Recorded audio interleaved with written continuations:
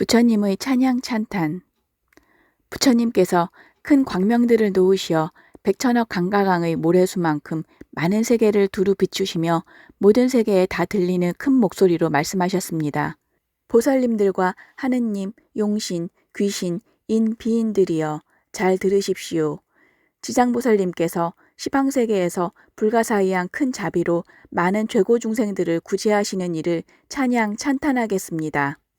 제가 열반한 후 보살님들과 하느님들과 용신들과 귀신들께서는 모든 중생들에게 지장경을 독송하도록 하여 열반의 큰 기쁨을 누리도록 하여 주십시오. 부처님의 말씀을 듣고 보광보살님께서 합장 공경하며 말씀하셨습니다. 부처님이시여, 부처님께서는 지장보살님의 불가사의한 큰 위신력을 찬탄하시겠다고 하셨습니다. 부처님이시여, 지장보살님께서 인간과 하느님을 이롭게 하는 인과에 대하여 말씀하여 주십시오. 하느님과 용신 등의 팔부신중들과 미래중생들이 부처님의 말씀을 받들 수 있도록 말씀하여 주십시오. 부처님께서 말씀하셨습니다. 보광보살님이시여, 말씀드리지요. 말씀드리겠습니다. 지장보살님께서 하느님과 인간들을 이롭게 하시는 일에 대하여 간략히 말씀드리겠습니다. 보광보살님께서 말씀하셨습니다. 부처님이시여, 자세히 잘 듣겠습니다. 부처님께서 말씀하셨습니다. 보광보살님이시여, 지장보살님의 이름을 듣고 합장, 찬탄, 공경하는 선남자, 선여인은 모두 30급 동안 죄에서 벗어나게 됩니다. 보광보살님이시여, 지장보살님의 탱화나 흙, 돌, 악교, 칠, 금, 은, 동, 철 등의 조각상 앞에서 일심으로 예경하는 선남자, 선여인은 한 번도 악도에 떨어지지 않고 100번을 33천에 태어납니다. 하느님의 복이 다하여 인간으로 태어나더라도 영광을 잃지 않고 국왕이 됩니다. 여인의 몸을 싫어하는 선여인이 쉬지 않고 날마다 정성을 다하여 지장보살님의 탱화나 흙, 돌, 악교, 칠, 동, 철 등의 조각상에 꽃, 향, 음식, 의복, 비단, 깃발, 휘장, 돈, 보물 등을 공양하면 여인의 몸이 다한 후에는 백천만겁 동안 여인으로 태어나지 않는 것은 물론이려니와 여인이 있는 세상에도 태어나지 않을 것입니다. 자비원력으로 중생들을 제도하기 위하여 짐짓 여인의 몸으로 태어날 수는 있지만 백천만겁 동안 다시는 여인의 몸으로 태어나지 않습니다. 보광보살님이시여, 못생기거나 병약한 여인이 한나절 동안만이라도 지장보살님의 상 앞에서 지극한 마음으로 절을 하면 천만겁 동안 아름답고 건강한 몸으로 태어날 것입니다. 못생기거나 병약한 여인이 여인으로 태어나기를 기원하며 지극한 마음으로 지장보살님께 절을 하면 백천만억겁 동안 좋은 집안의 딸로 태어나며 단정하고 원만한 모습으로 태어나며 여왕이나 왕비가 되는 복을 누리게 됩니다. 보광보살님이시여, 선남자 선여인이 지장보살님의 상 앞에서 악기를 연주하거나 노래를 불러 찬탄하거나 향이나 꽃을 공양하거나 다른 사람들에게 이를 권하면 백천의 귀신들이 항상 보호할 것입니다. 나쁜 일을 만나지 않는 것은 물론이려니와 귀에도 듣지 않게 됩니다.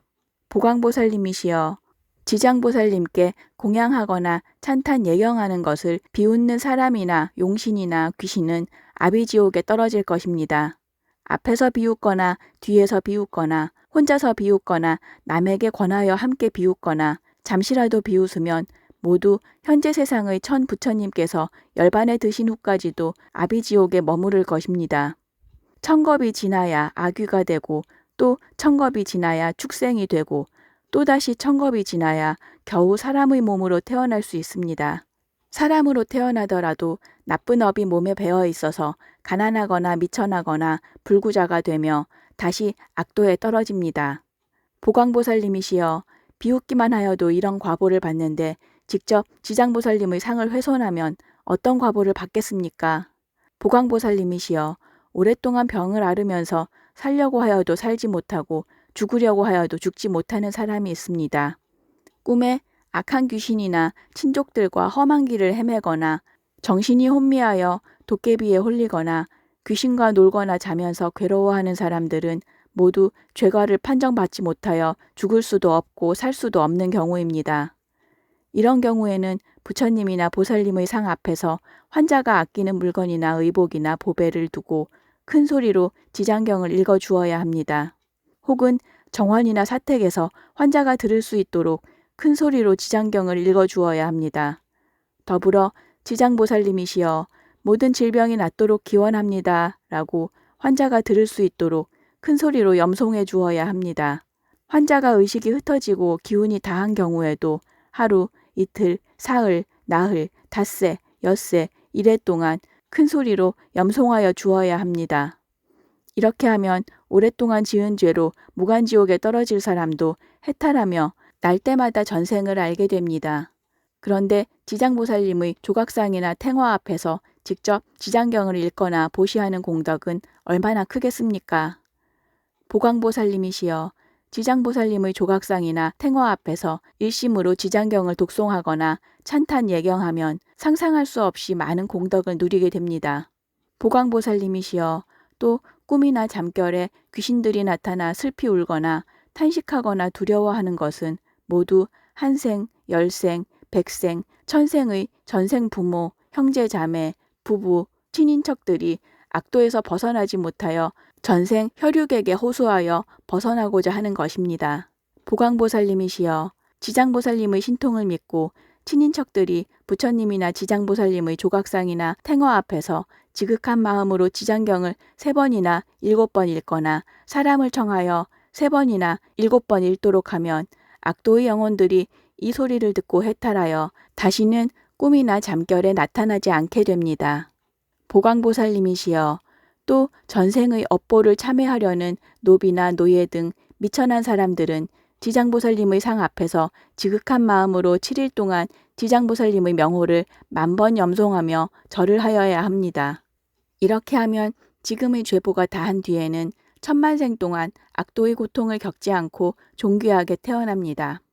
보광보살님이시여 또 연부제 안에서 아기가 태어나면 남자아기든지 여자아기든지 찰리족의 아기든지 바라문의 아기든지 장자의 아기든지 거사의 아기든지 어떤 사람의 아기든지 7일 동안 지장경을 읽어주거나 지장보살님의 명호를 10,000번 염송해 주어야 합니다.